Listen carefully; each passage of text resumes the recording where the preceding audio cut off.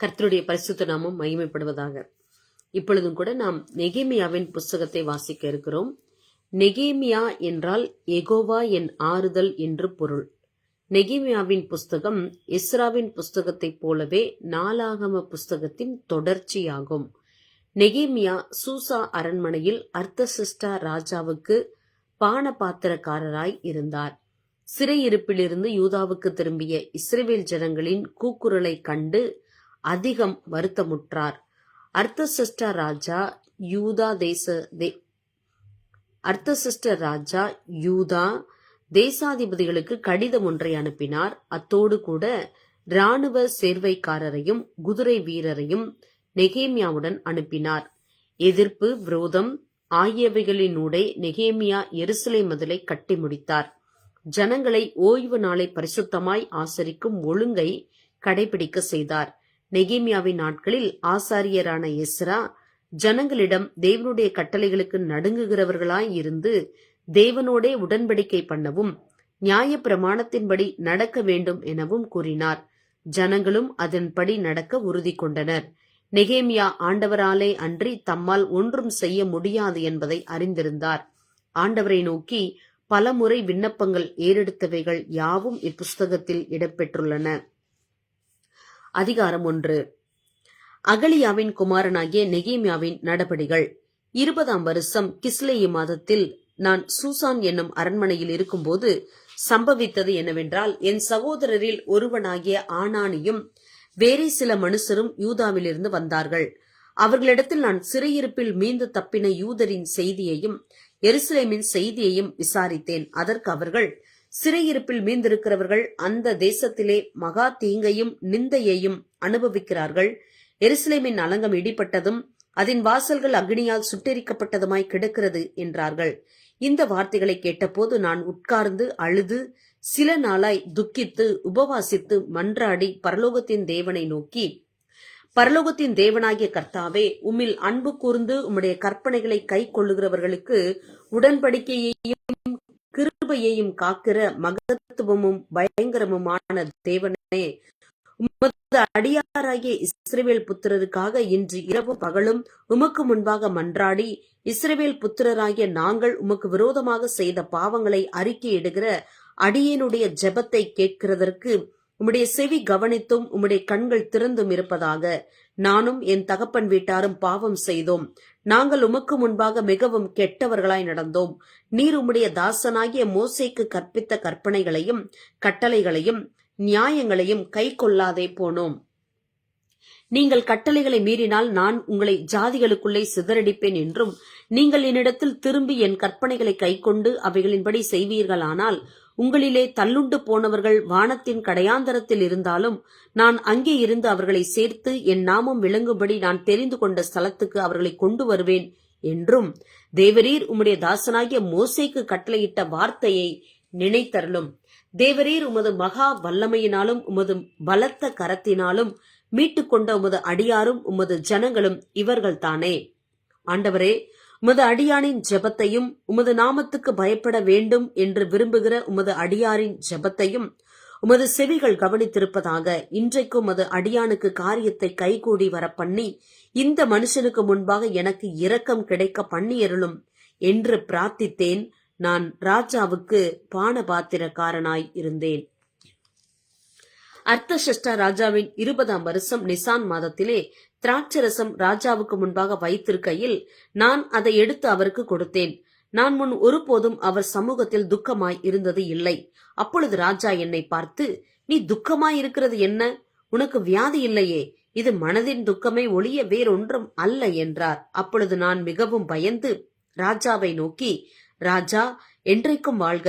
என் பிதாக்களின் கல்லறைகள் இருக்கும் ஸ்தலமாகிய நகரம் பாழானதும் அதன் வாசல்கள் அக்னியால் சுட்டெரிக்கப்பட்டதுமாய் கிடக்கும்போது நான் துக்க முகத்தோடு இராது இருப்பது எப்படி என்றேன். அப்பொழுது ராஜா என்னை பார்த்து, நீ கேட்கிற காரியம் என்ன என்றார். அப்பொழுது நான் பரலோகத்தின் தேவனை நோக்கி ஜெபம் பண்ணி ராஜாவை பார்த்து, ராஜாவுக்கு சித்தமாயிருந்து அடியேனுக்கும் உமது சமூகத்தில் தயை கிடைத்ததானால் என் பிதாக்களின் கல்லறைகள் இருக்கும் பட்டணத்தை கட்டும்படி யூதா தேசத்துக்கு நீர் என்னை அனுப்ப வேண்டிக் கொள்ளுகிறேன் என்றேன். அப்பொழுது ராஜஸ்திரியும் பக்கத்தில் உட்கார்ந்திருந்தாள். ராஜா என்னை பார்த்து, உன் பிரயாணம் எத்தனை நாள் செல்லும், நீ எப்பொழுது திரும்பி வருவாய் என்று கேட்டார். இவ்வளவு காலம் செல்லும் என்று நான் ராஜாவுக்கு சொன்னபோது என்னை அனுப்ப அவருக்கு சித்தமாயிற்று. பின்னும் நான் ராஜாவை பார்த்து, ராஜாவுக்கு சித்தமாயிருந்தால் நான் யூதா தேசத்துக்கு போய் சேருமட்டும் நதிக்கு அப்புறத்தில் இருக்கிற தேசாதிபதிகள் என்னை வழிவிட்டு அனுப்பும்படிக்கு அவர்களுக்கு கடிதங்கள் கொடுக்கும்படிக்கும் தேவாலயத்துக்கு இருக்கிற அரணின் கதவு வேலைக்கும் நகர அலங்கத்தின் வேலைக்கும் நான் தங்கப் போகிற வீட்டின் வேலைக்கும் வேண்டிய மரங்களை ராஜாவின் வனத்து காவலாளனாகிய ஆசாப் எனக்கு கொடுக்கும்படிக்கும் அவனுக்கும் ஒரு கடிதம் கட்டளையிடப்படுவதாக என்றேன். என் தேவனுடைய தயவுள்ள கரம் என் மேல் இருந்தபடியால் ராஜா அவைகளை எனக்கு கட்டளையிட்டார். அப்படியே நான் நதிக்கு அப்புறத்தில் இருக்கிற தேசாதிபதிகளிடத்துக்கு வந்து ராஜாவின் கடிதங்களை அவர்களுக்கு கொடுத்தேன். ராஜா என்னோட கூட இராணுவ சேர்வைக்காரரையும் குதிரை வீரரையும் அனுப்பியிருந்தார். இதை ஓரோனியனான சன்பல்லாத்தும் அம்மோனியனான தொபியா என்னும் ஊழியக்காரனும் கேட்டபோது, இஸ்ரவேல் புத்திரரின் நன்மையை விசாரிக்க ஒருவன் வந்தான் என்பது அவர்களுக்கு மிகவும் விசனமாயிருந்தது. நான் எருசலேமுக்கு வந்து அங்கே 3 நாள் இருந்த பின்பு நான் சில மனுஷரை கூட்டிக் கொண்டு ராத்திரியில் எழுந்து நகர சோதனை செய்தேன். ஆனாலும் எருசலேமுக்காக செய்யும்படி என் தேவன் என் மனதிலே வைத்ததை நான் ஒருவருக்கும் அறிவிக்கவில்லை. நான் ஏறிப்போன மிருகமே அல்லாமல் வேறு ஒரு மிருகமும் என்னோடு இருந்தது இல்லை. நான் அன்று ராத்திரி பள்ளத்தாக்கின் வாசல் வழியாய் புறப்பட்டு வலு சர்ப்ப துறவை கடந்து குப்பை மேட்டு வாசலுக்கு வந்து எருசலேமில் இடிந்து போன அலங்கத்தையும் அக்னியால் சுட்டெரிக்கப்பட்ட அதன் வாசல்களையும் பார்வையிட்டேன். அவ்விடத்தை விட்டு ஊருணி வாசலண்டைக்கும் ராஜாவின் குளத்தண்டைக்கும் போனேன். நான் ஏறியிருந்த மிருகம் அங்கே நடந்து போகிறதுக்கு வழி இல்லாது இருந்தது.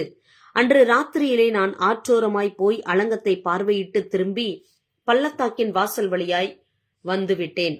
நான் போனதும் நான் செய்ததும் அதிகாரிகள் ஒருவருக்கும் தெரியாது. அதுவரையிலும் நான் யூதருக்காயிலும் ஆசாரியர்கள் பெரியவர்கள் அதிகாரிகளுக்காயிலும் வேலை செய்கிற மற்றவர்களுக்காயிலும் ஒன்றும் அறிவிக்கவில்லை. பின்பு நான் அவர்களை நோக்கி, எருசலேம் பாழாய் இருக்கிறதையும் அதன் வாசல்கள் அக்னியால் சுட்டெரிக்கப்பட்டு கிடக்கிறதையும் நாம் இருக்கிற சிறுமையையும் பார்க்கிறீர்களே, நாம் இனி நிந்தைக்குள்ளாய் இராதபடிக்கு எருசலேமின் அலங்கத்தை கட்டுவோம் வாருங்கள் என்று சொல்லி என் தேவனுடைய கரம் என்மேல் நன்மையாக இருக்கிறதையும் ராஜா என்னோட சொன்ன வார்த்தைகளையும் அவர்களுக்கு அறிவித்தேன். அப்பொழுது அவர்கள், எழுந்து கட்டுவோம் வாருங்கள் என்று சொல்லி அந்த நல்ல வேலைக்கு தங்கள் கைகளை திடப்படுத்தினார்கள். ஓரோனியனான சன்பல்லாத்தும் அம்மோனியனான தொபியா எனும் ஊழியக்காரனும் அரபியனான கேஷேமும் இதை கேட்டபோது எங்களை பரியாசம் பண்ணி எங்களை நிந்தித்து, நீங்கள் செய்கிற இந்த காரியம் என்ன? நீங்கள் ராஜாவுக்கு விரோதமாக கலகம் பண்ண போகிறீர்களோ என்றார்கள். அதற்கு நான் மறுமொழியாக, பரலோகத்தின் தேவனானவர் எங்களுக்கு காரியத்தை கைகூடி வர பண்ணுவார். அவருடைய ஊழியக்காரராகிய நாங்கள் எழுந்து கட்டுவோம். உங்களுக்கோவென்றால் எருசலேமிலே பங்குமில்லை, பாத்தியமும் இல்லை, உங்கள் பேர் விளங்க ஒன்றுமில்லை என்று அவர்களுடனே சொன்னேன். அப்பொழுது பிரதான ஆசாரியனாகிய எலியாசீபும் அவன் சகோதரராகிய ஆசாரியர்களும் எழுந்து ஆட்டு வாசலை கட்டினார்கள். அதை கட்டி அவர்கள் பிரதிஷ்டை பண்ணி அதன் கதவுகளை வைத்து மேயா என்கிற கொம்மை முதல் அனானியேலின் கொம்மை மட்டும் கட்டி பிரதிஷ்டை பண்ணினார்கள். அவன் அருகே எரிகோவின் மனுஷர் கட்டினார்கள். அவன் அருகே இம்ரியின் குமாரனாகிய சக்கூர் கட்டினான். மீன் வாசலை அசேனாவின் குமாரர் கட்டினார்கள். அதற்கு உத்தரம் பாவி அதற்கு கதவுகளையும் பூட்டுகளையும் தாழ்பாள்களையும் போட்டார்கள். அவர்கள் அருகே கோசின் குமாரனாகிய உரியாவின் மகன் மெரேமோத் பழுது பார்த்து கட்டினான். அவர்கள் அருகே மேசேசாபேயலின் குமாரனாகிய பெரகியாவின் மகன் மெசுல்லாம் பழுது பார்த்து கட்டினான். அவர்கள் அருகே பானாவின் குமாரனாகிய சாதோக் பழுது பார்த்து கட்டினான். அவர்கள் அருகே தெக்கோவா ஊரார் பழுது பார்த்து கட்டினார்கள். அவர்களுடைய பிரபுக்களோ தங்கள் ஆண்டவருடைய வேலைக்கு தங்கள் கழுத்தை கொடுக்கவில்லை. பழைய வாசலை பசேயாவின் குமாரனாகிய யோய்தாவும் பேசோதியாவின் குமாரனாகிய மெசுல்லாமும் பழுது பார்த்து கட்டினார்கள். அவர்கள் அதற்கு உத்தரம் பாவி அதற்கு கதவுகளையும் பூட்டுகளையும் தாழ்பாள்களையும் போட்டார்கள். அவர்கள் அருகே கிபியோன் மிஸ்பா ஊர்களின் மனுஷரான மெலதியா என்னும் கிபியோனியனும் யாதோன் என்னும் மெரோனோத்தியனும் நதிக்கு இப்புறத்தில் இருக்கிற அதிபதியின் சமஸ்தான மட்டும் பழுது பார்த்து கட்டினார்கள். அவர்கள் அருகே தட்டாரில் ஒருவனாகிய அராயாவின் குமாரன் ஊசியில் பழுது பார்த்து கட்டினான். அவன் அருகே தைலக்காரரில் ஒருவன் குமாரனாகிய அனனியா பழுது பார்த்து கட்டினான். அது முதற்கொண்டு அகலமான மதில் மட்டும் எருசலேம் இடிக்காமல் விட்டிருந்தது. அவர்கள் அருகே எருசலேம் பட்டணத்தின் பாதிக்கு பிரபுவாகிய ஊரின் குமாரன் ரெப்பாயா பழுது பார்த்து கட்டினான். அவர்கள் அருகே அருமாப்பின் குமாரன் எதாயா தன் வீட்டுக்கு எதிரானதை பழுது பார்த்து கட்டினான். அவன் அருகே ஆசாப் நேயாவின் குமாரன் அத்தூஸ் பழுது பார்த்து கட்டினான். மற்ற பங்கையும் சூளைகளின் கொம்மையையும் ஆரிமின் குமாரன் மல்கிசாவும் பாகாத் மோவாபின் குமாரன் அசூபும் பழுது பார்த்து கட்டினார்கள். அதன் அருகே எருசலேம் பட்டணத்தின் மறுபாதிக்கு பிரபுவாகிய அலோகேசின் குமாரன் சல்லூமும் அவன் குமாரத்திகளும் பழுது பார்த்து கட்டினார்கள். பள்ளத்தாக்கின் வாசலை ஆனூனும் சானோவாயின் குடிகளும் பழுது பார்த்து கட்டினார்கள். அவர்கள் அதை கட்டி அதற்கு கதவுகளையும் பூட்டுகளையும் தாழ்பால்களையும் போட்டு குப்பை மேட்டு வாசல் மட்டாக அலங்கத்தில் 1000 முழம் கட்டினார்கள். குப்பை மேட்டு வாசலை பெத்கேரேவின் மாகாணத்து பிரபுவாகிய ரெக்காவின் குமாரன் மல்கியா பழுது பார்த்து அதை கட்டி அதற்கு கதவுகளையும் பூட்டுகளையும் தாழ்பால்களையும் போட்டான்.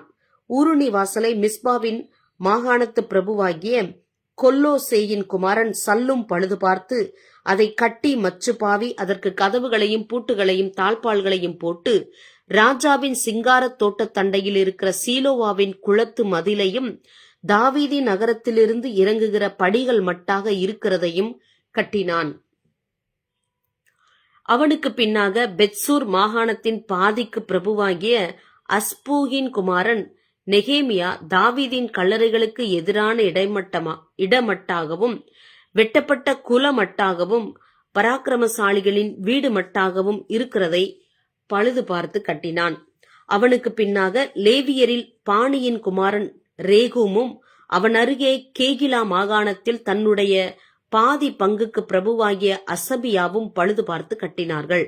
அவனுக்கு பின்னாக அவனுடைய சகோதரரில் கேகிலா மாகாணத்து மறுபாதிக்கு பிரபுவாகிய ஏனாதாத்தின் குமாரன் பாப்பாயி பழுது பார்த்து கட்டினான். அவன் அருகே மிஸ்பாவின் பிரபுவாகிய யெசுவாவின் குமாரன் ஏசர் என்பவன் மதிலின் கோடியிலே ஆயுத சாலையின் படிகளுக்கு எதிரே இருக்கிற வேறொரு பங்கை பழுது பார்த்து கட்டினான். அவனுக்கு பின்னாக சாபாவின் குமாரன் பாருக் அந்த கோடி துவக்கி பிரதான ஆசாரியனாகிய எலியாசீபின் வாசற்படி மட்டும் இருக்கிற பின்னொரு பங்கை வெகு ஜாக்கிரதையோட பழுது பார்த்து கட்டினான். அவனுக்கு பின்னாக கோசின் குமாரனாகிய உரியாவின் மகன் மெரேமோத் எலியாசீபின் வீட்டு வாசற்படி துவக்கி அவனுடைய வீட்டின் கடை கோடி மட்டும் இருக்கிற பின்னொரு பங்கை பழுது பார்த்து கட்டினான். அவனுக்கு பின்னாக சமனான பூமியில் வாசமாய் இருக்கிற ஆசாரியர்கள் பழுது பார்த்து கட்டினார்கள். அவர்களுக்கு பின்னாக பென்யமீனும் அசூபும் தங்கள் வீட்டுக்கு எதிரே இருக்கிறதை பழுது பார்த்து கட்டினார்கள். அவர்களுக்கு பின்னாக அனனியாவின் குமாரனாகிய மாசேயாவின் மகன் அசரியா தன் வீட்டின் அருகே இருக்கிறதை பழுது பார்த்து கட்டினான். அவனுக்கு பின்னாக எனாதாதின் குமாரன் பின்னூவி அசரியாவின் வீடு துவக்கி அலங்கத்து கோடி வளைவு வரைக்கும் இருக்கிற வேறொரு பங்கை பழுது பார்த்து கட்டினான். ஊசாயின் குமாரன் பாலால் வளைவுக்கு எதிரேயும் காவல் வீட்டின் முற்றத்துக்கு அடுத்த ராஜாவின் உயரமான அரண்மனைக்கு வெளிப்புறமாயிருக்கிற கொம்மைக்கு எதிரேயும் இருக்கிறதை கட்டினான். அவனுக்கு பின்னாக பாரோசின் குமாரன் பெதாயாவும் ஓபேலிலே குடியிருக்கிற நிதனியமரை சேர்ந்த மனிதரும் கிழக்கே இருக்கிற தண்ணீர் வாசலுக்கு வெளிப்புறமான கொம்மைக்கு எதிரே இருக்கிற இடம் மட்டும் கட்டினார்கள்.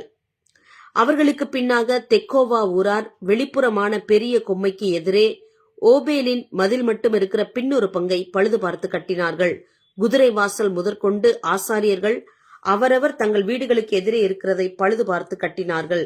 அவர்களுக்கு பின்னாக இம்மேரின் குமாரன் சாதோக் தன் வீட்டுக்கு எதிரே இருக்கிறதை பழுது பார்த்து கட்டினான். அவனுக்கு பின்னாக கிழக்கு வாசலை காக்கிற செக்கனியாவின் குமாரன் செமாயா பழுது பார்த்து கட்டினான். அவனுக்கு பின்னாக செல்மியாவின் குமாரன் அனனியாவும் சாலாபின் 6வது குமாரனாகிய ஆனூனும் வேறொரு பங்கை பழுது பார்த்து கட்டினார்கள். அவர்களுக்கு பின்னாக பெரகியாவின் குமாரன் மெசுல்லாம் தன் அறை வீட்டுக்கு எதிரே இருக்கிறதை பழுது பார்த்து கட்டினான்.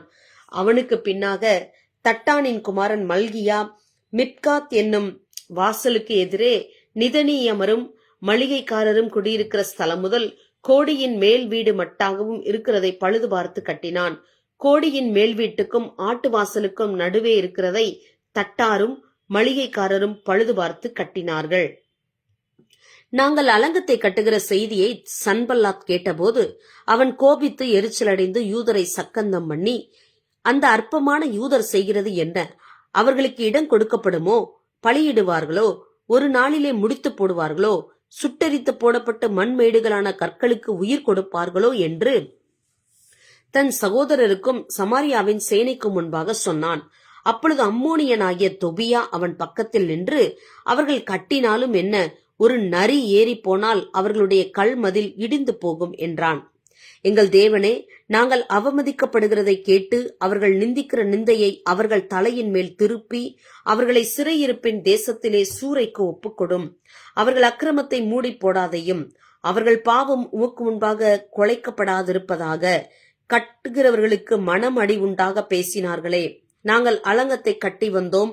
அலங்கமெல்லாம் பாதி மட்டும் ஒன்றாய் இணைந்து உயர்ந்தது. ஜனங்கள் வேலை செய்கிறதற்கு ஆவலாயிருந்தார்கள். எருசலேமின் அலங்கத்தை கட்டுகிற வேலை வளர்ந்தேறுகிறது என்றும் இடிக்கப்பட்ட இடங்கள் அடைக்கப்பட்டு வருகிறது என்றும் சன்பல்லாத்தும் தொபியாவும் அரபியரும் அம்மோனியரும் அஸ்தோத்தியரும் கேட்டபோது அவர்கள் மிகவும் எரிச்சலாகி எருசலேமின் மேல் யுத்தம் பண்ண எல்லாரும் ஏகமாய் வரவும் வேலையை தடுக்கவும் கட்டுப்பாடு பண்ணினார்கள். ஆனாலும் நாங்கள் எங்கள் தேவனை நோக்கி ஜெபம் பண்ணி அவர்கள் நிமித்தம் இரவும் பகலும் ஜாமம் காக்கிறவர்களை வைத்தோம். அப்பொழுது யூதா மனிதர், சுமைக்காரரின் பலன் குறைந்து போகிறது, மண்மேடு மிச்சமாய் இருக்கிறது, நாங்கள் அலங்கத்தை கட்டக்கூடாது என்றார்கள்.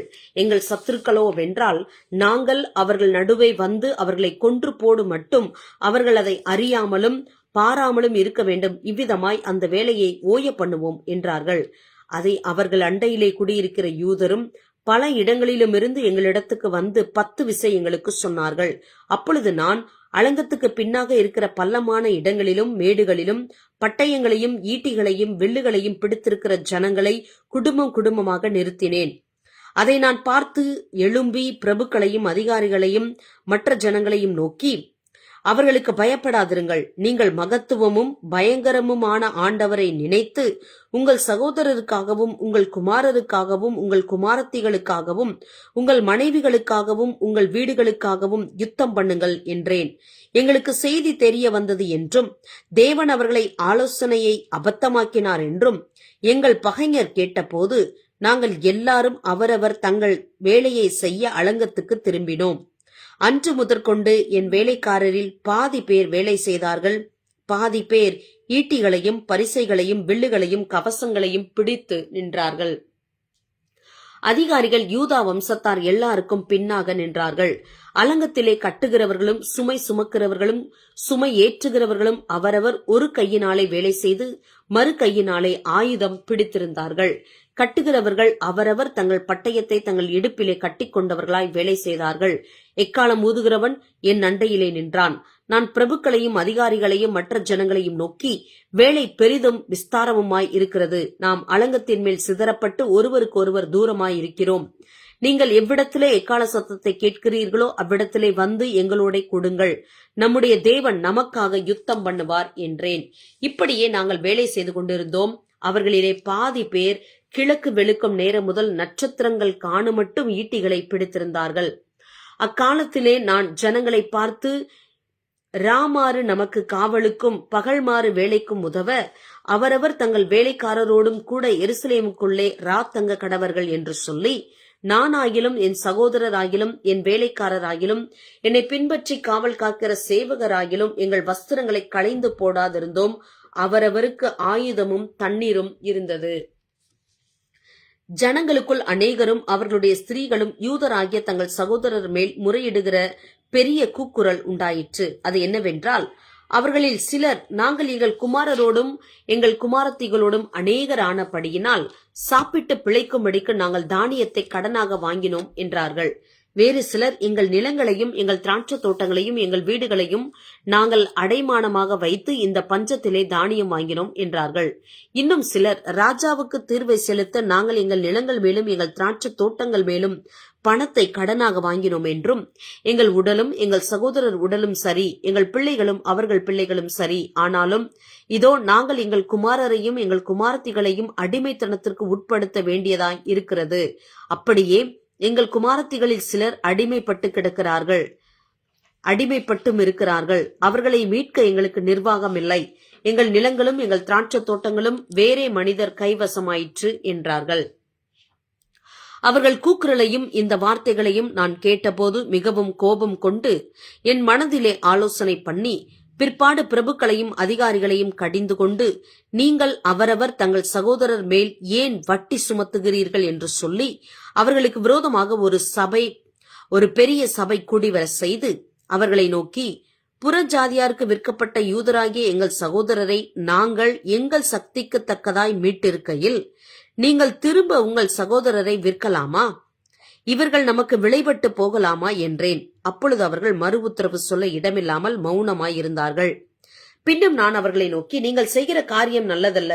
நம்முடைய பகைஞராகிய புறஜாதியார் நிந்திக்கிறது நிமித்தம் நீங்கள் நம்முடைய தேவனுக்கு பயந்து நடக்க வேண்டாமா?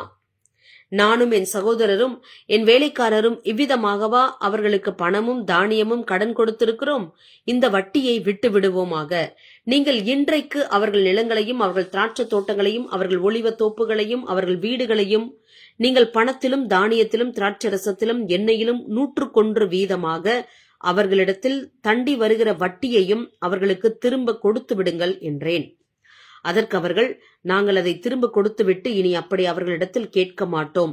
நீர் சொல்லுகிறபடியே செய்வோம் என்றார்கள். அப்பொழுது நான் ஆசாரியர்களை அழைத்து அவர்கள் இந்த வார்த்தையின்படி செய்ய அவர்களை ஆணையிடுவித்துக் கொண்டேன். நான் என் வஸ்திரத்தை உதறி போட்டு, இப்படி இந்த வார்த்தையை நிறைவேற்றாத எந்த மனிதனையும் அவன் வீட்டிலும் அவன் சம்பாத்தியத்திலும் இருந்து தேவன் உதறி போட கடவர். இந்த பிரகாரமாக அவன் உதறி போடப்பட்டு வெறுமையாய் போவானாக என்றேன். அதற்கு சபையார் எல்லாரும் ஆமேன் என்று சொல்லி கர்த்தரை துதித்தார்கள். பின்பு ஜனங்கள் இந்த வார்த்தையின் படியே செய்தார்கள். நான் யூதா தேசத்திலே அதிபதியாய் இருக்கும்படி ராஜாவாகிய அர்த்தசஷ்டா எனக்கு கற்பித்த நாளாகிய அவருடைய 20ஆம் வருஷம் தொடங்கி அவருடைய 32ஆம் வருஷம் வரைக்கும் இருந்த 12 வருஷ காலமாய் நானும் என் சகோதரரும் அதிபதிகள் வாங்குகிற படியை வாங்கி சாப்பிடவில்லை. எனக்கு முன்னிருந்த அதிபதிகள் ஜனங்களுக்கு பாரமாயிருந்து அவர்கள் கையிலே அப்பமும் திராட்சரசமும் வாங்கினதும் அல்லாமல் 40 சேக்கல் வெள்ளியும் வாங்கி வந்தார்கள். அவர்கள் வேலைக்காரர் முதலாய் ஜனங்கள் மேல் அதிகாரம் செலுத்தினார்கள். நானோ தேவனுக்கு பயந்ததினால் இப்படி செய்யவில்லை. ஒரு வயலையாவது நாங்கள் கொள்ளவில்லை. அந்த அலங்கத்தின் வேலையிலே முயன்று நின்றேன். என் வேலைக்காரனை வரும் கூட்டமாய் அந்த வேலைக்கு கூடி வந்தார்கள். யூதரும் மூப்பருமான 150 பேரும் எங்களை சுற்றிலும் இருக்கிற புறஜாதிகளிடத்திலிருந்து எங்களிடத்திற்கு வந்தவர்களும் என் பந்தியில் சாப்பிட்டார்கள். நாளொன்றுக்கு ஒரு காளையும் முதல் தரமான 6 ஆடும் சமைக்கப்பட்டது. பட்சிகளும் சமைக்கப்பட்டது.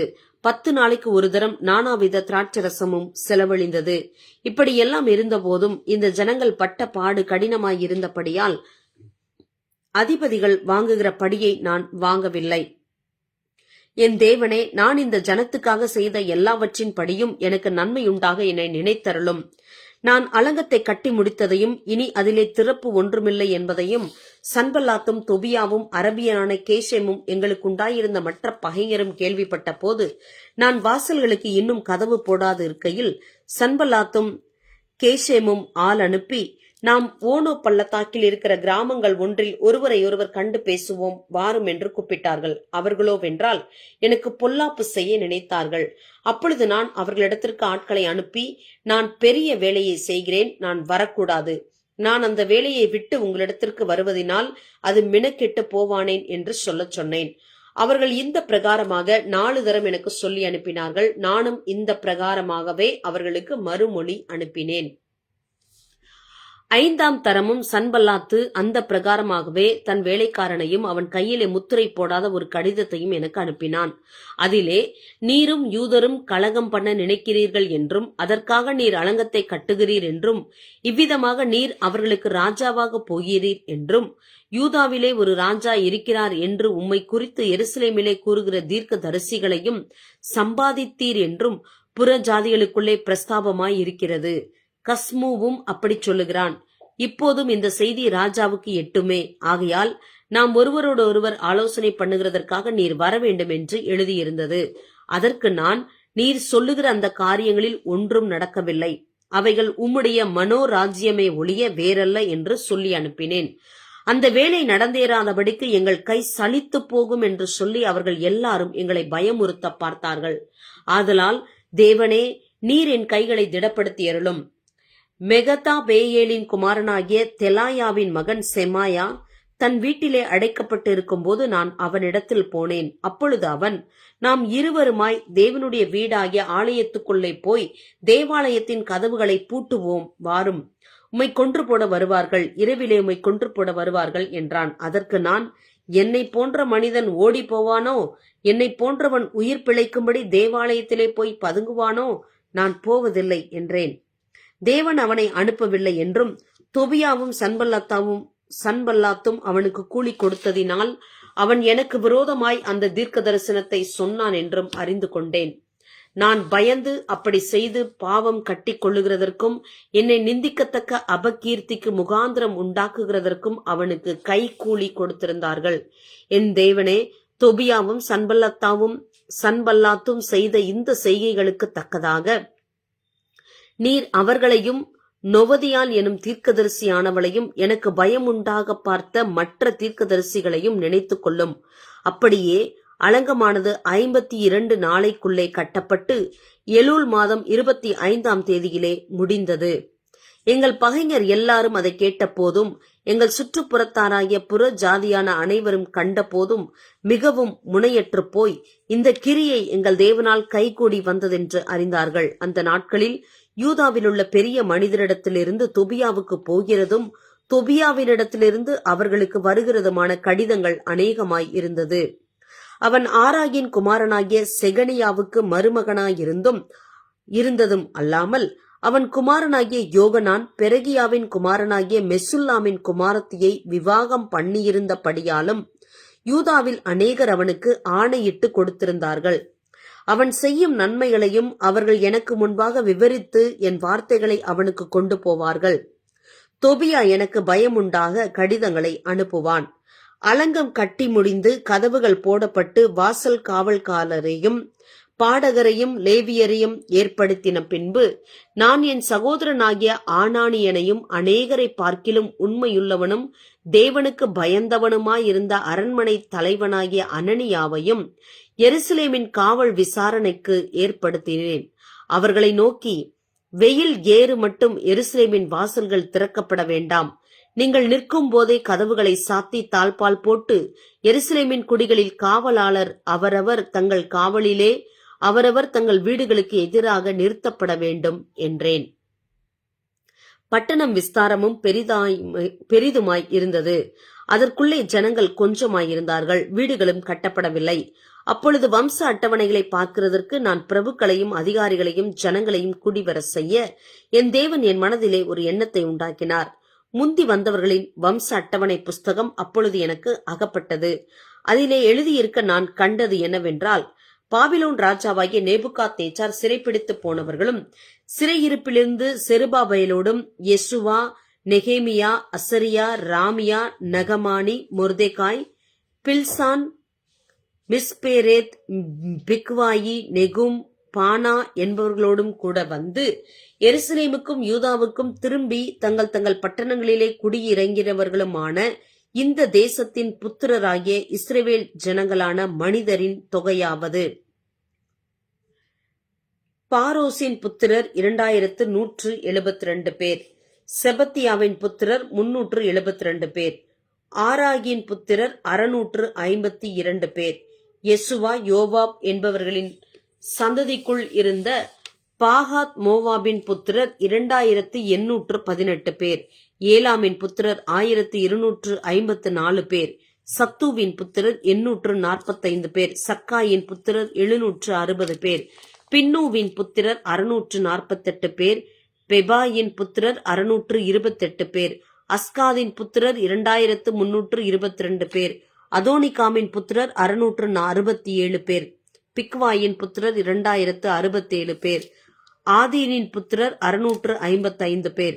எசேக்கியாவின் சந்ததியான ஆதேரின் புத்திரர் 98 பேர். அசூமின் புத்திரர் 328 பேர். பேசாயின் புத்திரர் 324 பேர். ஆரிப்பின் புத்திரர் 112 பேர். கிபியோனின் புத்திரர் 95 பேர். பெத்லஹேம் ஊராரும் நெத்தோபா ஊராரும் 188 பேர்.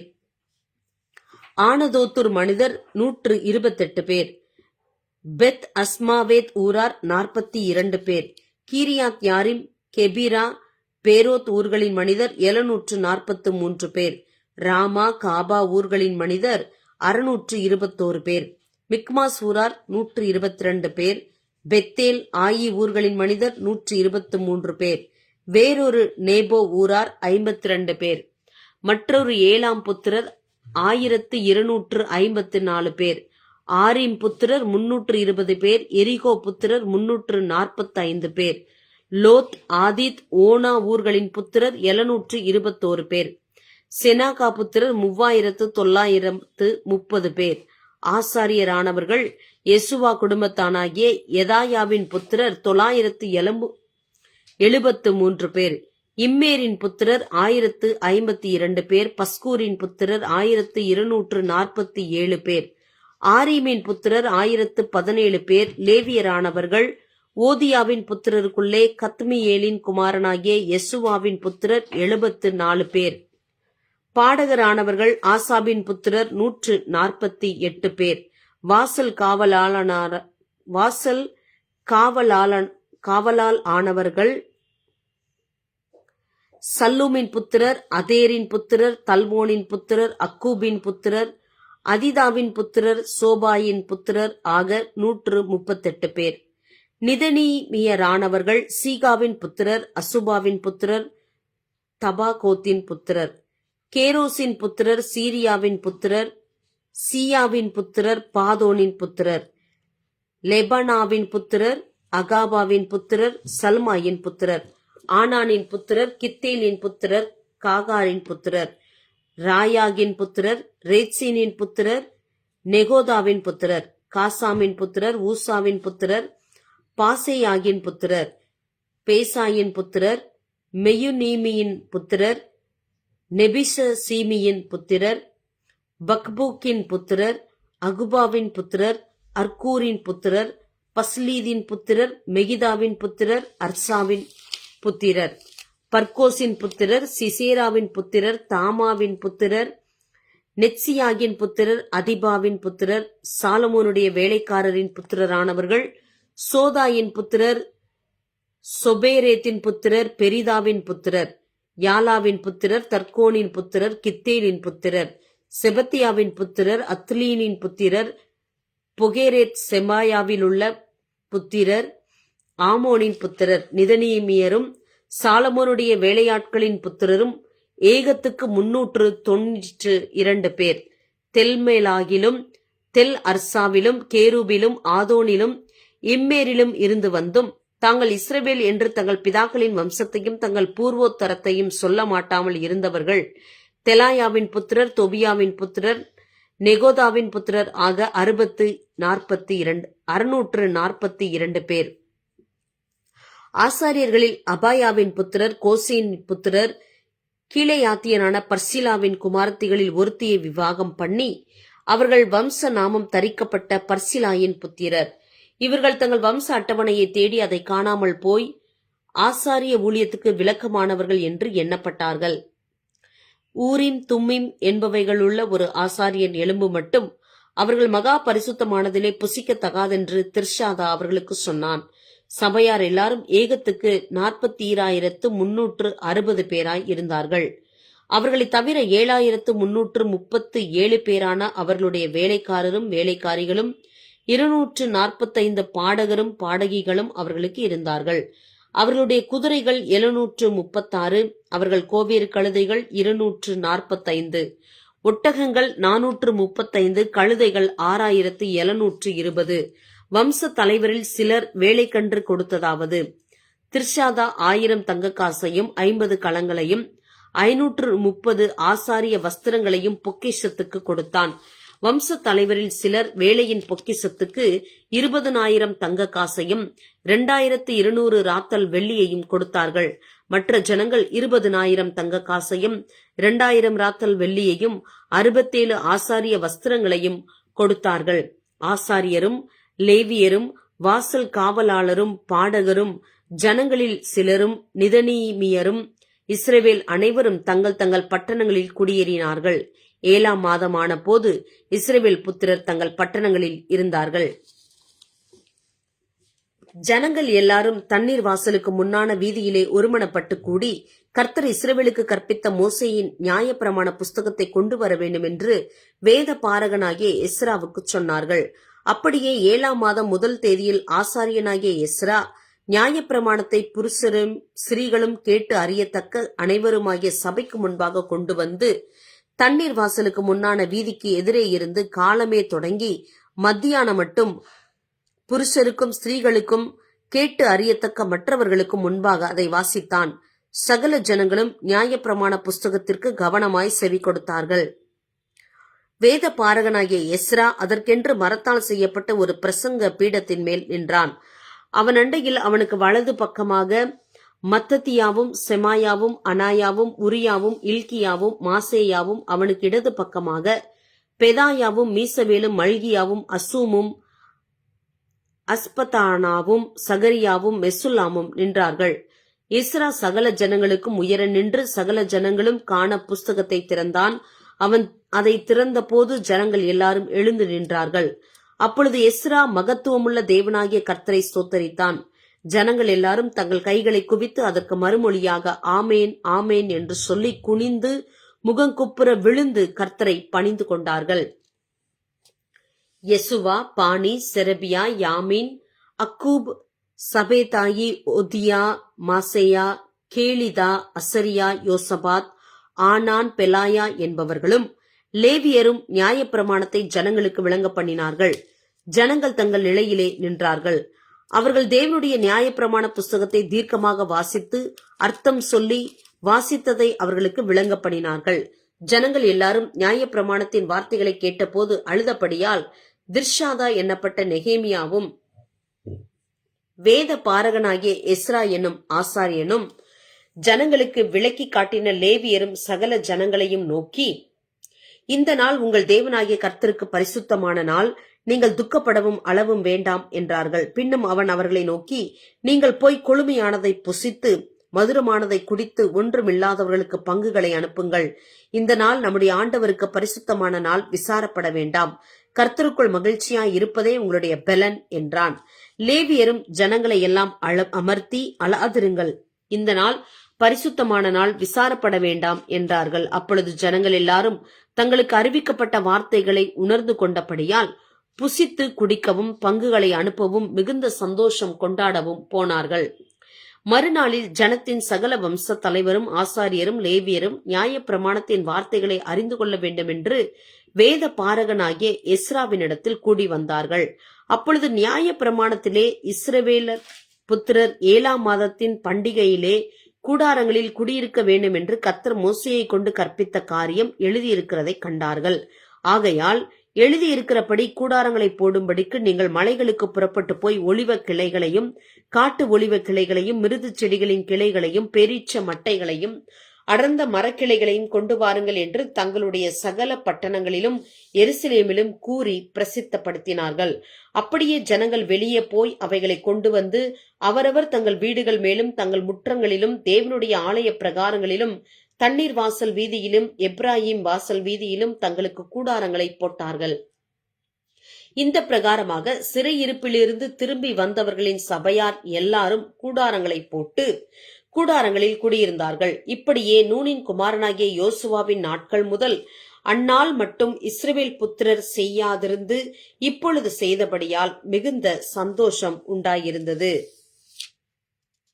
முதலாம் நாள் தொடங்கி கடைசி நாள் மட்டும் தினம் தினம் தேவனுடைய நியாயப்பிரமாண புஸ்தகம் வாசிக்கப்பட்டது. 7 நாள் பண்டிகையை ஆசரித்தார்கள். 8ஆம் நாளோவெனில் முறைமையின்படியே விசேஷித்த ஆசரிப்பு நாளாய் இருந்தது. அந்த மாதம் 24ஆம் தேதியிலே இஸ்ரவேல் புத்திரர் உபவாசம் பண்ணி ரெட்டுடுத்தி தங்கள் மேல் புழுதியை போட்டுக்கொண்டவர்களாய் கூடி வந்தார்கள். இஸ்ரவேல் சந்ததியார் மறு ஜாதியாரை எல்லாம் விட்டு பிரிந்து வந்து நின்று தங்கள் பாவங்களையும் தங்கள் பிதாக்களின் அக்கிரமங்களையும் அறிக்கையிட்டார்கள். அவர்கள் எழுந்திருந்து தங்கள் நிலையில் நின்றார்கள். அப்பொழுது ஒரு ஜாம மட்டும் அவர்களுடைய தேவனாகிய கர்த்தரின் நியாயப்பிரமாண புஸ்தகம் வாசிக்கப்பட்டது. பின்பு ஒரு ஜாம மட்டும் அவர்கள் பாவ அறிக்கை பண்ணி தங்கள் தேவனாகிய கர்த்தரை பணிந்து கொண்டார்கள். யெசுவா, பானி, கத்மியேல், செப்பனியா, புன்னி, செரபியா, பானி, கெனானி என்பவர்கள் லேவியருடைய படிகளின் மேல் நின்று தங்கள் தேவனாகிய கர்த்தரை நோக்கி மகா சத்தமாய் ஓலமிட்டார்கள். பின்பு லேவியரான யெசுவா, கத்மியேல், பானி, ஆசாப், நேயா, செரபியா, ஒதியா, செப்பனியா, பெத்தகியா என்பவர்கள் ஜனங்களை பார்த்து, நீங்கள் எழுந்திருந்து அனாதியாய் என்றென்றைக்கும் இருக்கிற உங்கள் தேவனாகிய கர்த்தரை ஸ்தோத்தரியுங்கள் என்று சொல்லி கர்த்தரை நோக்கி, எந்த ஸ்துதி ஸ்தோத்திரத்துக்கும் மேலான உம்முடைய மகிமையுள்ள நாமத்துக்கு ஸ்தோத்திரம் உண்டாவதாக. நீர் ஒருவரே கர்த்தர். நீர் வானங்களையும் வானாதி வானங்களையும் அவைகளுடைய சர்வ சேனைகளையும் பூமியையும் அதிலுள்ள எல்லாவற்றையும் சமுத்திரங்களையும் அவைகளில் உள்ள எல்லாவற்றையும் உண்டாக்கினீர். அவைகளை எல்லாம் நீர் காப்பாற்றுகிறீர். வான சேனைகள் உம்மை பணிந்து கொள்ளுகிறது. ஆபிராமை தெரிந்து கொண்டு அவனை ஊர் என்னும் கல்தேயரின் பட்டணத்திலிருந்து புறப்பட பண்ணி அவனுக்கு ஆபிரகாம் என்னும் பெயரிட்ட தேவனாகிய கர்த்தர் நீர். அவன் இருதயத்தை உமக்கு முன்பாக உண்மையுள்ளதாக கண்டு கானானியர், ஏத்தியர், எமோரியர், பெரிசியர், எபூசியர், கிர்காசியருடைய தேசத்தை அவன் சந்ததிக்கு கொடுக்கும்படி அவனோடு உடன்படிக்கை பண்ணி உம்முடைய வார்த்தைகளை நிறைவேற்றி நீர் நீதியுள்ளவர். எகிப்திலே எங்கள் பிதாக்கள் அனுபவித்த சிறுமையை நீர் கண்டு சிவந்த சமுத்திரத்தில் அவர்கள் கூப்பிடுதலை கேட்டீர். பார்வோனிடத்திலும் அவனுடைய எல்லா ஊழியக்காரரிடத்திலும் அவன் தேசத்தின் சகல ஜனத்திலிடத்திலும் அடையாளங்களையும் அற்புதங்களையும் செய்தீர். அவர்கள் உமது ஜனங்களை அகந்தையாய் நடத்தினார்கள் என்பதை அறிந்திருந்தீர். இப்படியே இந்நாள் வரைக்கும் இருக்கிறபடி உமக்கு கீர்த்தியை உண்டாக்கினீர்.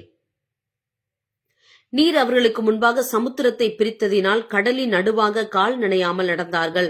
வலுவான தண்ணீர்களிலே கல்லை போடுகிறது போல அவர்களை தொடர்ந்தவர்களை ஆழங்களிலே போட்டுவிட்டீர்.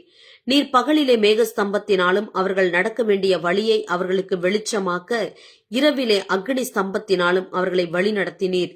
நீ சீனாய் மலையில் இறங்கி வானத்திலிருந்து அவர்களோட பேசி அவர்களுக்கு செம்மையான நீதி நியாயங்களையும் நல்ல கட்டளைகளையும் கற்பனைகளும் ஆகிய உண்மையான பிரமாணங்களையும் கொடுத்தீர். உமது பரிசுத்த ஓய்வு நாளை அவர்களுக்கு தெரியப்படுத்தி உமது தாசனாகிய மோசேயை கொண்டு அவர்களுக்கு கற்பனைகளையும் கட்டளைகளையும் நியாய பிரமாணங்களையும் கற்பித்தீர். அவர்கள் பசிக்கு வானத்திலிருந்து அப்பம் கொடுத்து அவர்கள் தாகத்துக்கு கண்மலையிலிருந்து தண்ணீர் புறப்பட பண்ணி நீர் அவர்களுக்கு கொடுப்பேன் என்று ஆணையிட்ட தேசத்தை சுதந்தரித்துக் கொள்ள பிரவேசியுங்கள் என்று அவர்களுக்கு சொன்னீர். எங்கள் பிதாக்களாகிய அவர்களோ அகங்காரமாய் நடந்து தங்கள் கழுத்தை கடினப்படுத்தி உம்முடைய கற்பனைகளுக்கு செவி கொடாதே போனார்கள்.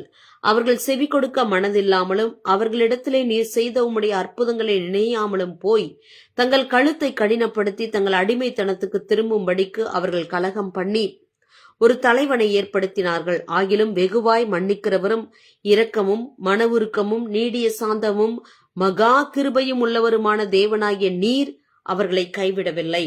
அவர்கள் வார்ப்பிக்கப்பட்ட ஒரு கன்று குட்டியை தங்களுக்கு உண்டாக்கி இது உன்னை எகிப்திலிருந்து கொண்டு வந்த உன் தெய்வம் என்று சொல்லி கோபமூட்டத்தக்க பெரிய அக்கிரமங்களை செய்திருந்தாலும் நீர் உம்முடைய மிகுந்த மன உருக்கத்தின்படியே அவர்களை வனாந்தரங்களிலே கைவிடவில்லை. அவர்களை வழிநடத்த பகலிலே மேகஸ்தம்பமும் அவர்களுக்கு வெளிச்சத்தையும் அவர்கள் நடக்க வேண்டிய வழியையும் காட்ட இரவிலே அக்னி ஸ்தம்பமும் அவர்களை விட்டு விலகவில்லை. அவர்களுக்கு அறிவை உணர்த்த உம்முடைய நல் ஆவியை கட்டளையிட்டீர். அவர்கள் வாய்க்கு உம்முடைய மன்னாவை அருளி அவர்கள் தாகத்துக்கு தண்ணீரை கொடுத்தீர். இப்படி 40 வருஷமாக வனாந்தரத்தில் அவர்களுக்கு ஒன்றும் குறைவுபடாதபடிக்கு அவர்களை பராமரித்து வந்தீர்.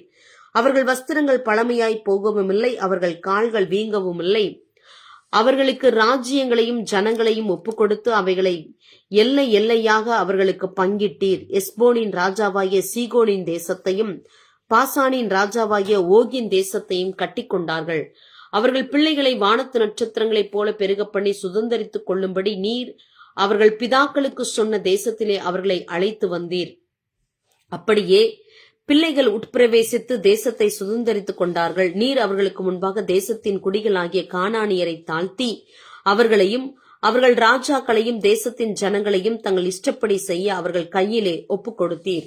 அவர்கள் அரணான பட்டணங்களையும் செழுமையான பூமியையும் கட்டிக்கொண்டு சகலவித உடைமைகள் நிறைந்த வீடுகளையும் வெட்டப்பட்ட துறவுகளையும் ஏராளமான திராட்சை தோட்டங்களையும் ஒலிவத் தோப்புகளையும் கனி கொடுக்கும் விருட்சங்களையும் சுதந்தரித்துக் கொண்டு புசித்து திருப்தியாகி கொழுத்து உம்முடைய பெரிய தயையினால் செல்வமாய் வாழ்ந்தார்கள். ஆனாலும் அவர்கள் கீழ்ப்படியாதவர்களாகி உமக்கு விரோதமாய் கலகம் பண்ணி உம்முடைய நியாய பிரமாணத்தை தங்களுக்கு புறம்பே எறிந்துவிட்டு தங்களை உம்மிடத்தில் திருப்பும்படி அவர்களை திட சாட்சியாய் கடிந்து கொண்ட உம்முடைய தீர்க்கதரிசிகளை கொன்று போட்டு கோபமூட்டுகிற பெரிய அக்கிரமங்களை செய்தார்கள்.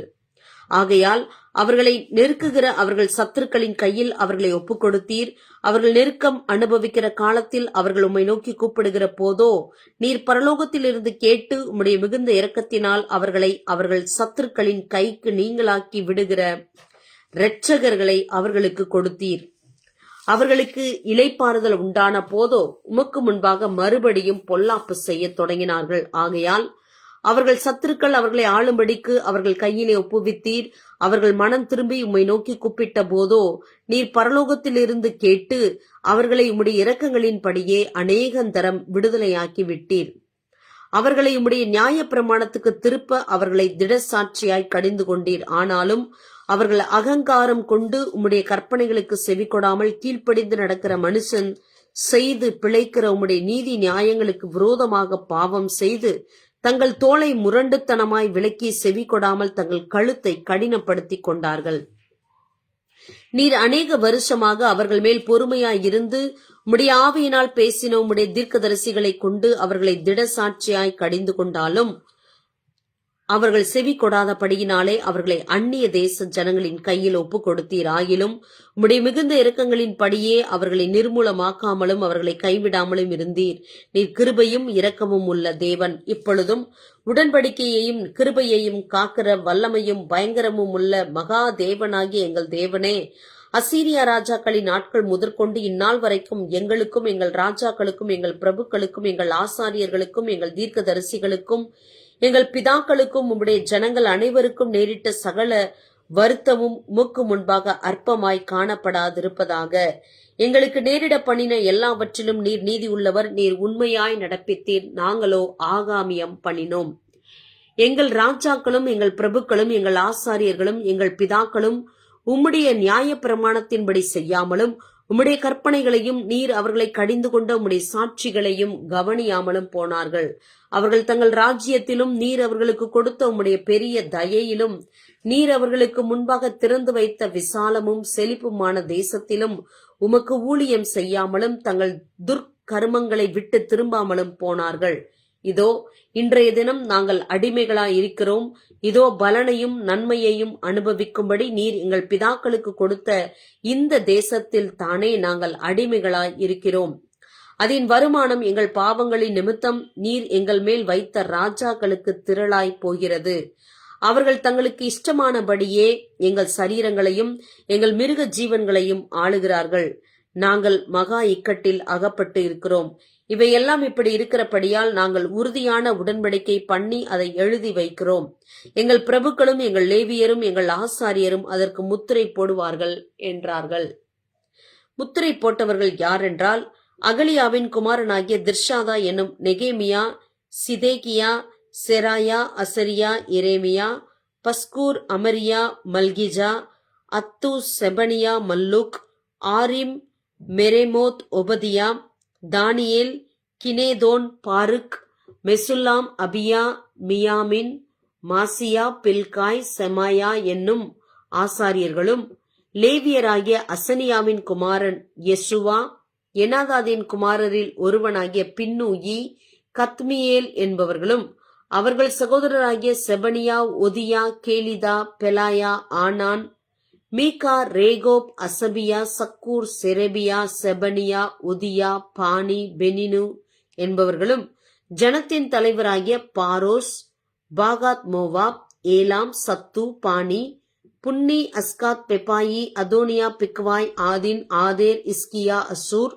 ஒதியா, Hashum, Bezai, Hariph, Anathoth, Nebai, Magpiash, Meshullam, Hezir, Meshezabeel, Zadok, யதுவா, பெலத்தியா, ஆனான், ஆனாயா, ஓசேயா, அனனியா, அசூப், அல்லோகேஸ், பிலாகா, சோபேக், ரேகும், அசபனா, மாசேயா, அகியா, கானான், ஆனான், மல்லுக், ஆரிம், பானா என்பவர்களுமே.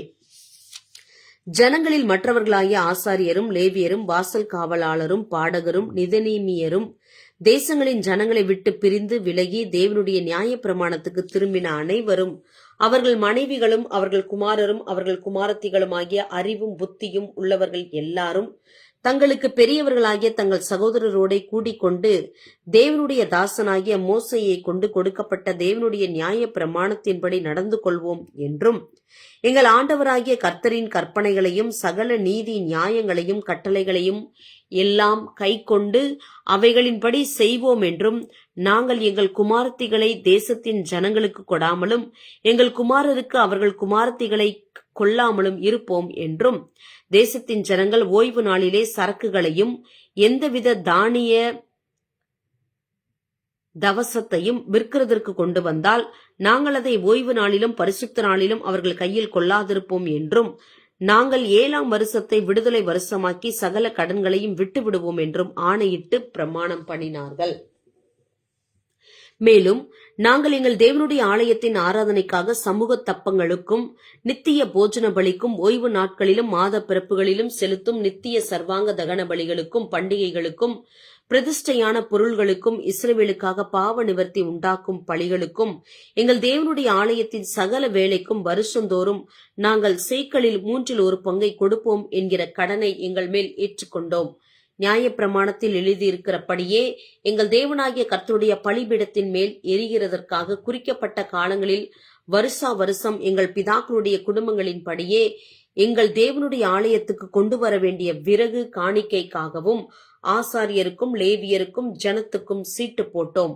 நாங்கள் வருஷந்தோறும் எங்கள் தேவனுடைய ஆலயத்துக்கு எங்கள் தேசத்தின் முதற் பலனையும் சகலவித விருட்சங்களின் எல்லா முதற்கனியையும் கொண்டு வரவும் நியாயப்பிரமாணத்தில் எழுதியிருக்கிறபடியே எங்கள் குமாரரில் முதற் பேறுகளையும் எங்கள் ஆடு மாடுகளாகிய மிருக ஜீவன்களின் தலையீற்றுகளையும் எங்கள் தேவனுடைய ஆலயத்துக்கும் எங்கள் தேவனுடைய ஆலயத்திலே ஊழியம் செய்கிற ஆசாரியரிடத்துக்கும் கொண்டு வரவும் நாங்கள் எங்கள் பிசைந்த மாவில் முதற் பாகத்தையும் எங்கள் படைப்புகளையும் சகல மரங்களின் முந்தின பலனாகிய திராட்சப்பழ ரசத்தையும் எண்ணெயையும் எங்கள் தேவனுடைய ஆலயத்தின் அறைகளில் வைக்கும்படி ஆசாரியரிடத்துக்கும் எங்கள் நிலப்பயிர்களில் தசமபாகம் லேவியரிடத்துக்கும் கொண்டு வரவும் லேவியராகிய இவர்கள் எங்கள் வெள்ளாண்மையின் பட்டணங்களில் எல்லாம் தசமபாகம் சேர்க்கவும் லேவியர் தசமபாகம் சேர்க்கும்போது ஆரோனின் குமாரனாகிய ஒரு ஆசாரியன் லேவியரோட கூட இருக்கவும் தசமபாகமாகிய அதிலே லேவியர் 1/10 எங்கள் தேவனுடைய ஆலயத்திலுள்ள பொக்கிச அறைகளில் கொண்டு வரவும் திட்டம் பண்ணி கொண்டோம். பரிசுத்த ஸ்தலத்தின் பணிமுட்டுகளும் ஊழியம் செய்கிற ஆசாரியரும் வாசல் காவலாளரும் பாடகரும் இருக்கிற அந்த அறைகளிலே இஸ்ரவேல் புத்திரரும் லேவி புத்திரரும் தானியம் திராட்சரசம் எண்ணெய் என்பவைகளின் படைப்புகளை கொண்டு வர வேண்டியது. இவ்விதமாய் நாங்கள் எங்கள் தேவனுடைய ஆலயத்தை பராமரியாமல் விடுவது இல்லை என்று திட்டம் பண்ணிக்கொண்டோம். ஜனத்தின் அதிகாரிகள் எருசலேமிலே குடியிருந்தார்கள். மற்ற ஜனங்கள் தங்களுக்குள்ளே 10 பேரில் ஒருவனை எருசலேம் என்னும் பரிசுத்த நகரத்திலும் 9 பேரை மற்ற பட்டணங்களிலும் குடியிருக்க பண்ண சீட்டுகளை போட்டார்கள். ஆனாலும் எருசலேமிலே குடியிருக்க மனப்பூர்வமாய் சம்மதித்த மனுஷர்களை எல்லாம் ஜனங்கள் வாழ்த்தினார்கள். யூதாவின் பட்டணங்களில் இஸ்ரவேலரும் ஆசாரியரும் லேவியரும் நிதனீமியரும் சாலமோனுடைய வேலைக்காரரின் புத்திரரும் அவரவர் தங்கள் பட்டணங்களில் உள்ள தங்கள் காணி பூமியிலே குடியிருந்தார்கள்.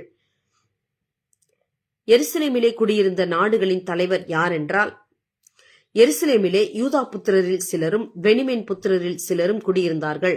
யூதா புத்திரரிலே பேரேசின் புத்திரருக்குள் ஒருவனான மகலாலயேலின் குமாரனாகிய செபதியாவின் குமாரன் அமரியாவுக்கு பிறந்த சகரியாவுக்கு குமாரனான உசியாவின் மகன் அத்தாயாவும், சீலோனின் குமாரன் சகரியாவுக்கு குமாரனாகிய யோயாரீபுக்கு குமாரனான அதாயாவுக்கு பிறந்த அசாயாவின் குமாரன் கொல்லோசை வெற்ற பாரூக்கின் மகன் மாசேயாவுமே. எருசலேமிலே குடியிருக்கிற பேரேசின் புத்திரர் எல்லாரும் 468 பராக்கிரமசாலியாய் இருந்தார்கள். பெனிமின் புத்திரரில் யாரென்றால், சல்லு என்பவன், இவன் மெசுல்லாமுக்கும், இவன் யோவேலுக்கும், இவன் பெதாயாவுக்கும், இவன் கொலாயாவுக்கும், இவன் மாசேயாவுக்கும், இவன் இதியேலுக்கும், இவன் எசாயாவுக்கும் குமாரனானவன். அவனுக்கு பின் கப்பாய், சல்லாய் முதலானவர்கள் 928 பேர். அவர்கள் மேல் விசாரிப்புக்காரனான சிக்ரியின் குமாரன் யோவேலும், பட்டணத்தின் மேல் 2வது விசாரிப்புக்காரனான செனுவாவின் குமாரன் யூதாவுமே. ஆசாரியர்களில் யோயாரீபின் குமாரன் எதாயா, யாகின் குமாரன் யாகின் என்பவர்களும், அகிதூபின் குமாரன் மெராயோத்துக்கு பிறந்த சாதோக்கின் குமாரன் மெசுல்லாம் பெற்ற இல்கியாவின் மகன் செராயா என்னும் தேவனுடைய ஆலயத்தின் விசாரணை கர்த்தனும், ஆலயத்திலே பணிவிடை செய்கிற அவர்கள் சகோதரராகிய 822 பேரும், மல்கியாவின் குமாரன் பஸ்கூருக்கு மகனான சகரியாவின் குமாரன் அம்சிக்கு பிறந்த பெல்லியாவின் குமாரன் எரோகாமுக்கு பிறந்த அதாயாவும், பிதா வம்ச தலைவர்களாகிய அவனுடைய சகோதரர் 242 பேரும், இம்மேரின் குமாரன் மெசுல்லே மோத்தின் மகனாகிய அகசாய்க்கு பிறந்த அசரியேலின் மகன் அமாசாயும், அவர்களுடைய சகோதரராகிய பராக்கிரமசாலிகள் 128 பேருமே. இவர்கள் மேல் அகேத்தோலிமியின் குமாரன் சப்தியேல் விசாரிப்புக்காரனாய் இருந்தான். லேவியரிலே புன்னியின் குமாரன் அசபியாவின் மகனாகிய அசிரிக்காமின் குமாரனான அசூபின் மகன் செமாயாவும், தேவனுடைய ஆலயத்தின் வெளி வேலையை விசாரிக்கிற லேவியரில் தலைவரிலே சபேதாயும் யோசபாத்தும், ஆசாபின் குமாரன் சப்தியின் குமாரனாகிய மீகாவின் குமாரன் மத்தனியா ஜெபத்தில் சோத்திரப்பாட்டை துவக்குகிற தலைவனும், அவன் சகோதரரில் 2வதான பக்புக்கியா என்னும் ஒருவனும், எதித்தோனின் குமாரன் காலாவின் மகனாகிய சமுவாவின் குமாரன் அப்தாவுமே. பரிசுத்த பட்டணத்தில் இருந்த லேவியர் எல்லாரும் 284 பேர். வாசல் காவலாளர் அக்கூபும் தல்மோனும், வாசல்களில் காவல் காக்கிற அவர்கள் சகோதரரும் 172 பேர். மற்ற இஸ்ரவேலரும் ஆசாரியரும் லேவியரும் யூதாவின் சகல பட்டணங்களிலும் அவரவர் தங்கள் சுதந்திரத்தில் இருந்தார்கள். நிதனேமியர் ஓபேலிலே குடியிருந்தார்கள். அவர்கள் மேல் சீகாவும் கிஸ்பாவும் விசாரிப்புக்காரராய் இருந்தார்கள். எருசலேமில் இருக்கிற லேவியரின் விசாரிப்புக்காரன் மீகாவின் குமாரன் மத்தனியாவின் மகனாகிய அசபியாவுக்கு பிறந்த பாணியின் குமாரன் ஊசி என்பவன் தேவனுடைய ஆலயத்தின் ஊழியத்துக்கு நிற்கிற பாடகராகிய ஆசாபின் குமாரரில் ஒருவன். பாடகராகிய அவர்களுக்காக அன்றாடக படி கொடுக்கப்படும்படி ராஜாவினால் கட்டளையிடப்பட்டு இருந்தது. யூதாவின் குமாரனாகிய சேராக்கின் புத்திரரில் மெசேசாபேயேலின் குமாரன் பெத்தகியா ஜனத்தின் காரியங்களுக்கெல்லாம் ராஜாவின் சமூகத்தில் நின்றான். தங்கள் நாட்டுப்புறங்களான கிராமங்களில் இருக்கிறவர்களுக்குள்ளே யூதாவின் புத்திரரில் சிலர் கீரியாத் அர்பாவிலும் அதின் கிராமங்களிலும், தீபோனிலும் அதின் கிராமங்களிலும், எகாப் செபேயேலிலும் அதின் கிராமங்களிலும், எசுவாவிலும், மோலாதாயிலும், பெத்பெலேதிலும், ஆத்சார் சூகாவிலும், பெயர்செபாவிலும் அதின் கிராமங்களிலும், சிக்லாகிலும், மேகோனாயிலும் அதின் கிராமங்களிலும், என்ரிமின்னோலிலும், என் ரிம்மோனிலும், சாரேயாகிலும், யர்மூத்திலும், சானோவாயிலும், அதுல்லாமிலும் அவைகளின் கிராமங்களிலும், லாகீசிலும் அதன் நாட்டுப்புறங்களிலும், அசைக்காவிலும் அதன் கிராமங்களிலும், பெயர்செபா தொடங்கி இன்னோமின் பள்ளத்தாக்கு மட்டும் குடியேறினார்கள். கேபாவின் ஊராராயிருந்த பென்யமின் புத்திரர் மிக்மாஸ், ஆயா, பெத்தேல் ஊர்களிலும் அதன் கிராமங்களிலும், ஆனதோத், நோப், அனனியா, ஆத்சோர், ராமா, கித்தாயிம், ஆதித், செபோயிம், நெபலாத், லோத், ஓனோ என்னும் ஊர்களிலும் சிற்பாசாரியர்களின் பள்ளத்தாக்கிலும் குடியிருந்தார்கள். லேவியரிலே சில வகுப்பார் யூதாவிலும் சிலர் பென்யமீனிலும் இருந்தார்கள். செயல்தியேலின் குமாரனாகிய செருபாபேலோடும் யோசுவாவோடும் யெசுவாவோடும் வந்த ஆசாரியரும் லேவியரும் யாரென்றால், செராயா, எரேமியா, எஸ்ரா, அமரியா, மல்லூக், அத்தூஸ், செகனியா, ரெகூம், மெரேமோத், இத்தோ, கினோதோ, அபியா, மியாமின், மாதியா, பில்கா, செமாயா, யோயாரிப், எதாயா, சல்லு, ஆமோக், இல்கியா, எதாயா என்பவர்கள். இவர்கள் யெசுவாவின் நாட்களில் ஆசாரியருக்கும் தங்கள் சகோதரருக்கும் தலைவராய் இருந்தார்கள். லேவியர் யாரென்றால், யெசுவா, பின்னூயி, கத்மியேல், செரேபியா, யூதா, மத்தனியா என்பவர்கள். இவனும் இவன் சகோதரரும் துதி செய்தலை விசாரித்தார்கள். பக்புக்கியா, உன்னி என்கிற அவர்கள் சகோதரர் அவர்களுக்கு எதிரே காவல் காத்திருந்தார்கள். யெசுவா யோயக்கீமை பெற்றான். யோயக்கீம் எலியாசீபை பெற்றான். எலியாசீப் யோயதாவை பெற்றான். யோயதா யோனத்தானை பெற்றான். யோனத்தான் யதுவாவை பெற்றான். யோயக்கீமின் நாட்களிலே பிதா வம்சங்களின் தலைவரான ஆசாரியர்கள் யாரென்றால், செராயாவின் சன்னதியில் மெராயா, எரேமியாவின் சன்னதியில் அனனியா, எஸ்ராவின் சந்ததியில் மெசுல்லாம், அமரியாவின் சந்ததியில் யோகனான், மெழுகுவின் சந்ததியில் யோனத்தான், செபனியாவின் சந்ததியில் யோசேப்பு, ஆரீமின் சந்ததியில் அத்னா, மெராயோதின் சந்ததியில் எல்காய், இத்தோவின் சந்ததியில் சகரியா, கினேதோதின் சந்ததியில் மெசுல்லாம், அபியாவின் சந்ததியில் சிக்ரி, மினியாமீன் மொவதியா என்பவர்களின் சந்ததியில் பில்தாய், பில்காவின் சந்ததியில் சம்முவா, செமாயாவின் சந்ததியில் யோனத்தான், யோயரீபின் சந்ததியில் மத்தனா, எதாயாவின் சந்ததியில் ஊசி, சல்லாயின் சந்ததியில் கல்லாய், ஆமோக்கின் சந்ததியில் ஏபேர், இல்கியாவின் சந்ததியில் அசபியா, எதாயாவின் சந்ததியில் நெதனயேல் என்பவர்கள். எலியாசீபின் நாட்களில் யோயதா, யோகனான், யதுவா என்கிற லேவியர் பிதா வம்சங்களின் தலைவராக எழுதப்பட்டார்கள். பெர்சியனாகிய தரியுவின் ராஜ்யபாரம் மட்டும் இருந்த ஆசாரியர்களும் அப்படியே எழுதப்பட்டார்கள். லேவி புத்திரராகிய பிதா வம்சங்களின் தலைவர் எலியாசீபின் குமாரனாகிய யோகனானின் நாட்கள் மட்டும் நாளாகம புஸ்தகத்தில் எழுதப்பட்டார்கள். லேவியரின் தலைவராகிய அசபியாவும் செரபியாவும் கத்மியேலின் குமாரன் யோசுவாவும் அவர்களுக்கு எதிரே நிற்கிற அவர்கள் சகோதரரும் தேவனுடைய மனுஷனாகிய தாவீதினுடைய கற்பனையின்படியே துதிக்கவும் ஸ்தோத்தரிக்கவும் ஒருவருக்கொருவர் எதிர்முகமாக முறையாய் இருந்தார்கள். மத்தனியா, பக்புக்கியா, உபதியா, மெசுல்லாம், தல்மோன், அக்கூப் என்பவர்கள் வாசல்களில் இருக்கிற பொக்கிச அறைகளை காவல் காக்கிறவர்களாய் இருந்தார்கள். யோத்சதாக்கின் குமாரனாகிய யெசுவாவின் குமாரன் யோயாக்கிமின் நாட்களிலும் அதிபதியாகிய நெகேமியாவும் வேத பாரகனாகிய எஸ்ரா என்னும் ஆசாரியனும் இருக்கிற நாட்களிலும் அவர்கள் இருந்தார்கள். எருசலேமின் அலங்கத்தை பிரதிஷ்டை பண்ணுகையில் துதியினாலும் பாடலினாலும் கைத்தாளம், தம்புரு, சுரமண்டலம் முதலிய கீத வாத்தியங்களினாலும் பிரதிஷ்டையை மகிழ்ச்சியோட கொண்டாட எல்லா இடங்களிலும் இருக்கிற லேவியரை எருசலேமுக்கு வரும்படி தேடினார்கள்.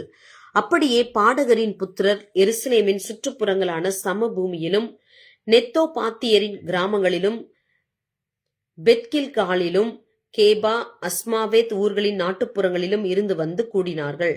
பாடகர் எருசலேமை சுற்றிலும் தங்களுக்கு கிராமங்களை கட்டியிருந்தார்கள். ஆசாரியரும் லேவியரும் தங்களை சுத்தம் பண்ணி கொண்டு ஜனத்தையும் பட்டண வாசல்களையும் அலங்கத்தையும் சுத்தம் பண்ணினார்கள்.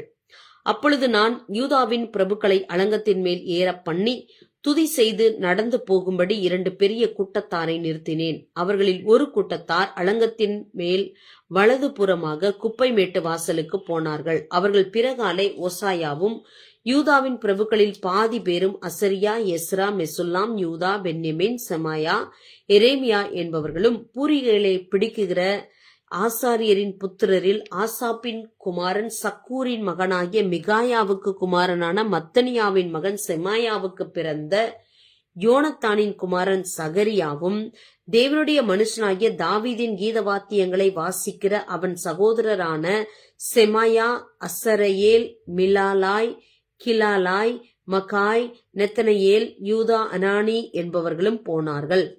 வேத பாரகனாகிய எஸ்ரா இவர்களுக்கு முன்பாக நடந்தான். அங்கே இருந்து அவர்கள் தங்களுக்கு எதிரான ஊருணி வாசலுக்கு வந்தபோது அலங்கத்தை பார்க்கிலும் உயரமான தாவீது நகரத்தின் படிகளில் ஏறி தாவீது வீட்டின் மேலாக கிழக்கே இருக்கிற தண்ணீர் வாசல் மட்டும் போனார்கள். துதி செய்கிற 2ஆம் கூட்டத்தார் எதிரே இருக்கிற வழியாய் நடந்து போனார்கள். அவர்கள் பிறகாலே நான் போனேன்.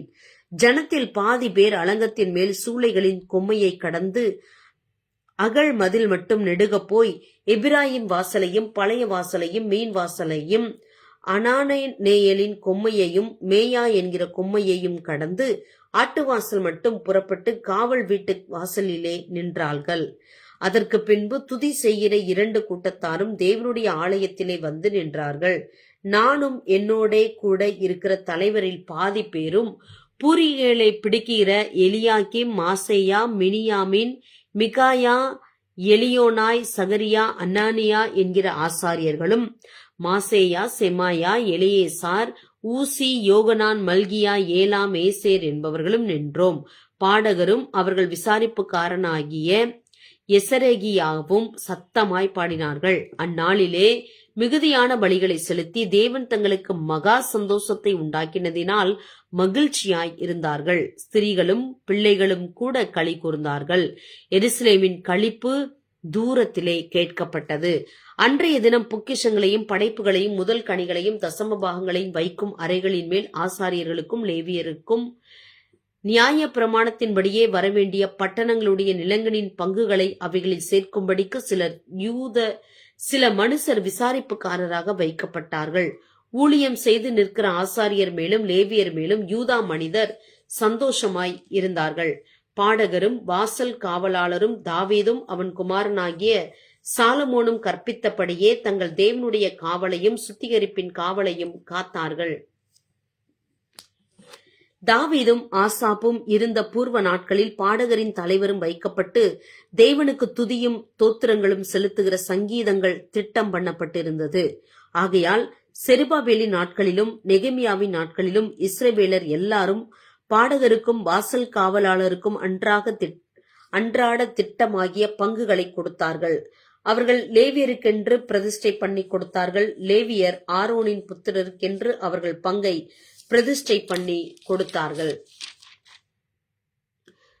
அன்றைய தினம் ஜனங்கள் கேட்க மோசேயின் புஸ்தகத்தை வாசித்தார்கள். அதிலே அம்மோனியரும் மோவாபியரும் இஸ்ரவேல் புத்திரருக்கு அப்பமும் தண்ணீரும் கொடுக்க எதிர்கொண்டு வராமல் அவர்களை சபிக்க அவர்களுக்கு விரோதமாய் பீலேயாமை கூலி பொருத்தி கொண்டபடியினால்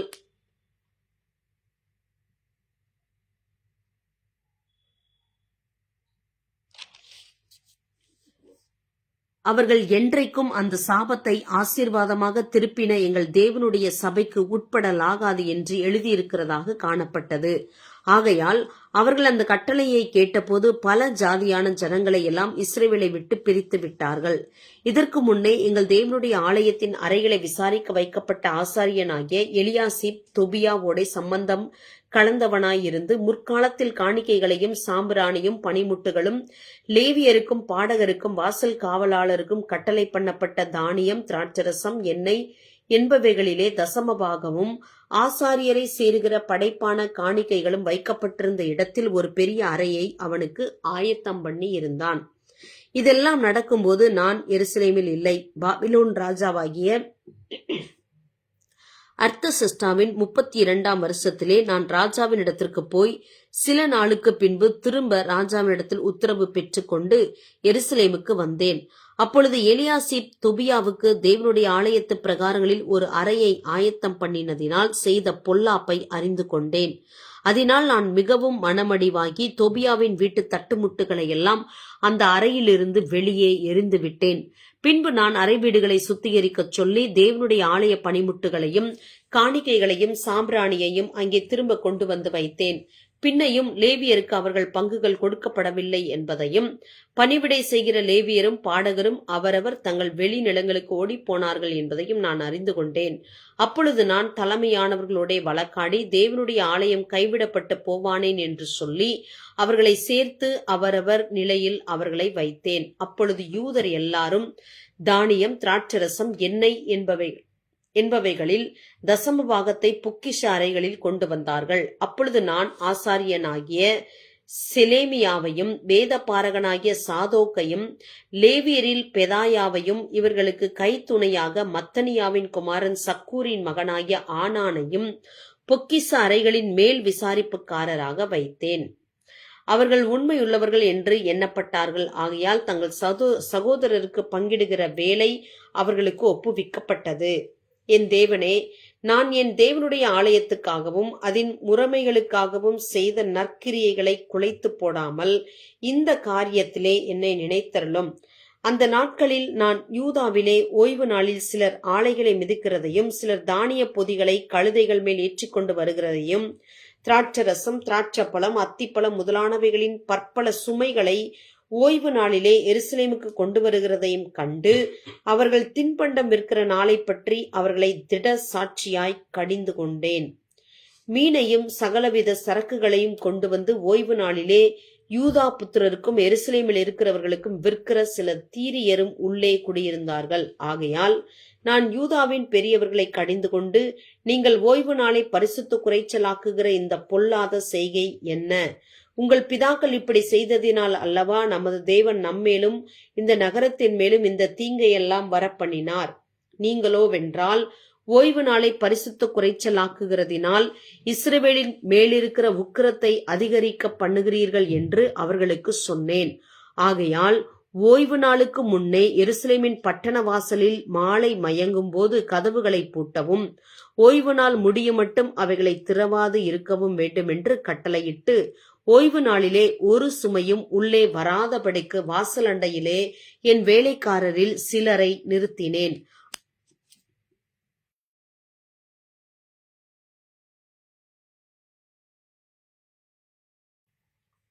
அதனால் வர்த்தகரும் சகலவித சரக்குகளை விற்கிறவர்களும் இரண்டொரு தரம் எருசலேமுக்கு புறம்பே தங்கினார்கள். அப்பொழுது நான் அவர்களை திடசாட்சியாய் கடிந்து கொண்டு, நீங்கள் அலங்கத்தண்டையிலே தங்குகிறது என்ன?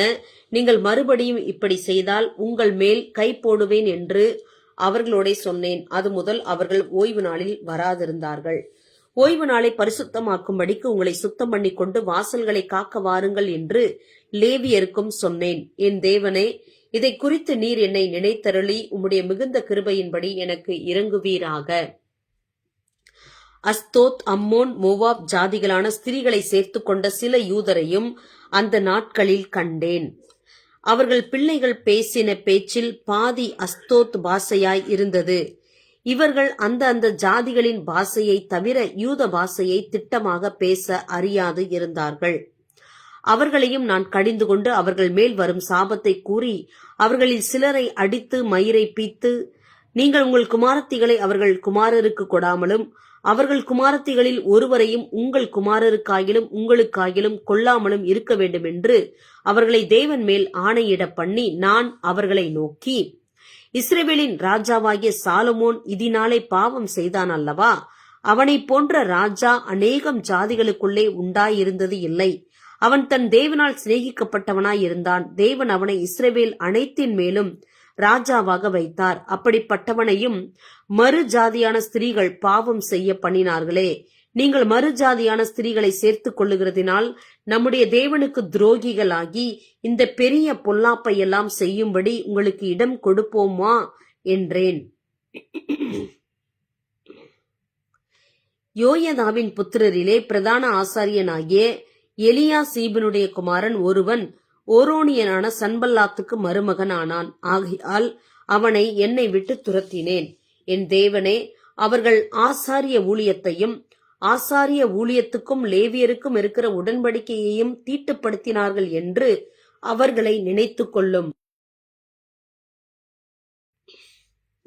இப்படியே நான் மறு ஜாதியாரை எல்லாம் நீக்கி ஆசாரியரையும் லேவியரையும் சுத்திகரித்து அவரவரை அவர்கள் வேலையின் முறைகளில் நிறுத்தி குறிக்கப்பட்ட காலங்களிலே செலுத்தப்பட வேண்டிய விறகு காணிக்கையையும் முதற் பலன்களையும் குறித்து திட்டம் பண்ணினேன்.